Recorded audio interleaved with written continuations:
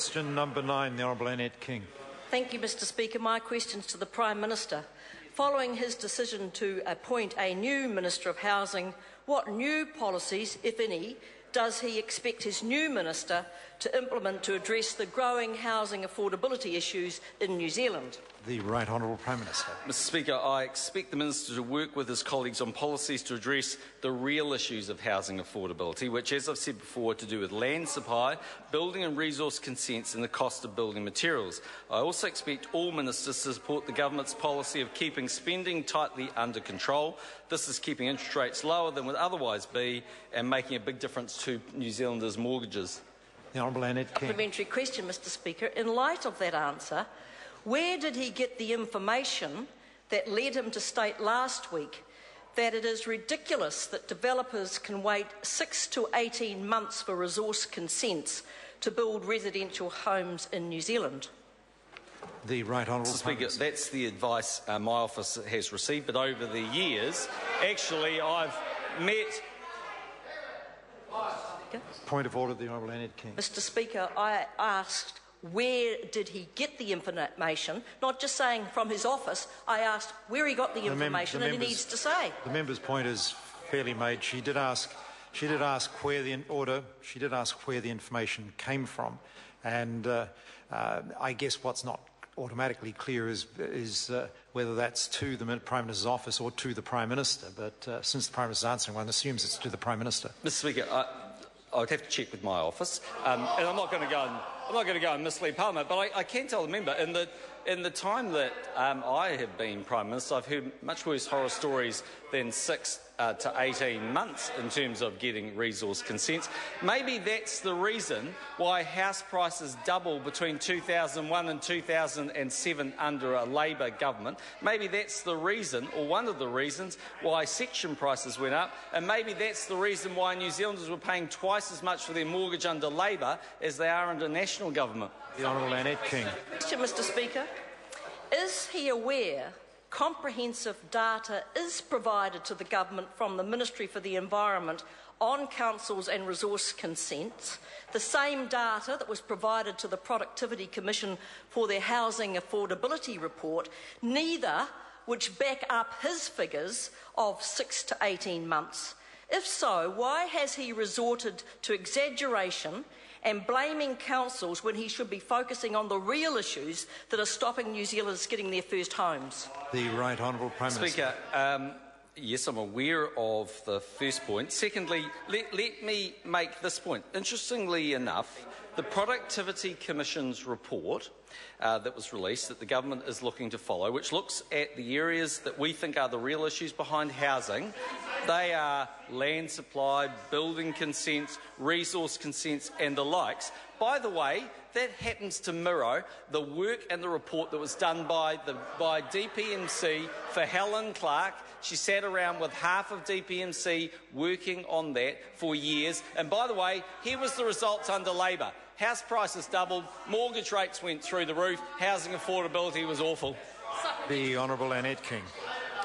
What factors have now enabled the government to have built homes up to 300 square metres with 4 bedrooms for under $485,000 on prime land at Hobsonville, according to the Department of Building and Housing, not the 1-bedroom or terraced housing that he claimed in an earlier question today?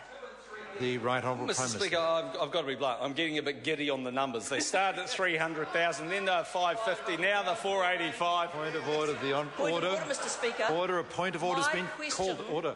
Order. Must be silence. The Honourable Annette King. Point of order. My question related to the government having built homes at Hobsonville that are 300 square metres, that are 4 bedrooms, that are being built for under $485,000.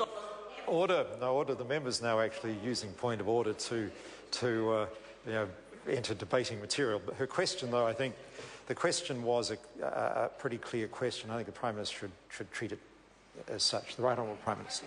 Mr Speaker, there will be across New Zealand and across Auckland a range of prices to build a house. They will not be a 4-bedroom house for $300,000, as David Shearer was trying to tell people. And interestingly enough, here is one mildly interesting statistic the House might be interested. I have seen reports that the basis for some of their arguments is the Housing Foundation. Interestingly enough, they've produced 15 units with an estimated price of $425,000. What Labor forgot to tell New Zealanders, by the way, of that $6 million investment, the government had to put, I'm not making it up, it gets real good though, we had to put in $2 million. So guess what? If we were going to build... Point of order. Mr. Speaker, you did hear my question clearly. I asked about Hobsonville. The Minister then answered about the rest of New Zealand and then about Labour's policy. Why doesn't he address the question that was specifically asked about Hobsonville, about 4 bedrooms, about 300 square metres? That is your policy. Order, no order. Order. Order, the member. The member's not helping herself by bellowing that across the House. Because of the time that's elapsed, and I'll invite the member to repeat her question. Yes, I'm happy to. But it must be exactly that same question. Exactly as I asked Honourable it. Annette. What factors have now enabled the government to have built homes up to 300 square metres with 4 bedrooms for under $485,000 at prime land at Hobsonville in Auckland, according to the Department of Building and Housing, not the 1-bedroom or terraced housing he claimed earlier in question time? The Right Honourable Prime Minister. Mr. Speaker, for a start off, this isn't our policy, this is Labour's policy that you can build a 4-bedroom house, which they told us was for $300,000. Secondly, if they want to go directly to Hobsonville, I'm advised... I think I can predict the member's point of order, but I'll hear it to make sure. The Honourable Clayton Cosgrove. Mr. Speaker, the question related to houses built by the Prime Minister's government. He's talked about every other entity building houses, not the houses that his government built. I hear the member. The question asked what factors have enabled houses to be built at Hobsonville of a certain size for under a certain price. And that was a very straightforward question. It seemed to claim the houses, the basis of the information appeared to be Housing New Zealand statistics. And I think that's what's causing the disruption in the House. Is that member won't be doing too well either if he keeps interjecting when the Speaker's on his feet. And I think it was a reasonable question that the member claims that houses have been built for that figure of that size and is asking what factors enabled that to be. And I think that's not an unreasonable question. The Right Honourable Prime Minister. I am advised that houses in Hobsonville, I do not have numbers on 485,000, but I'm advised that for 400,000, well, no, we didn't. We don't have a bunch of builders out there. We use the private sector. But going back to one thing, for $400,000, you get a 1-person studio at the lower end or a 2 to 3 bedroom terraced house on 130 square metres.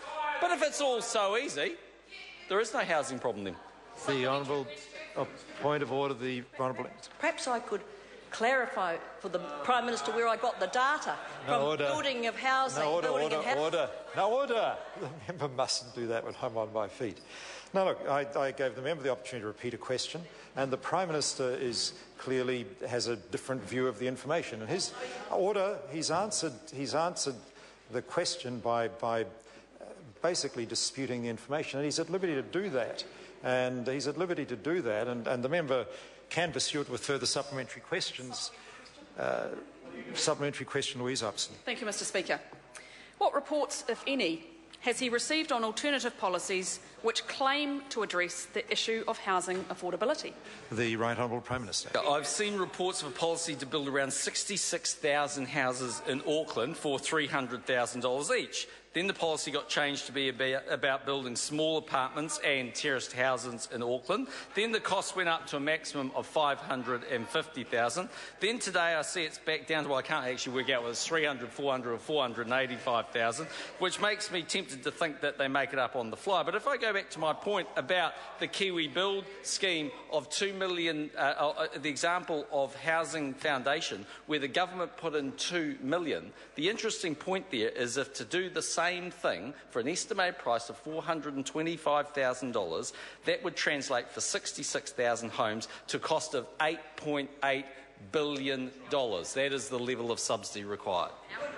Point of order, the Honourable Annette King. Mr Speaker, I seek leave to table a report from the Parliamentary Library for me regarding council resource consents, which states the figures Mr Key quoted cannot have come from the Ministry for the Environment survey, and they do not know where he has sourced them. Order.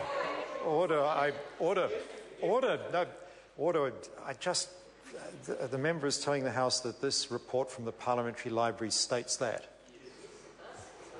Leavers sought to table that document. Is there any objection? There's no objection. Question number 10, Nicky Wagner.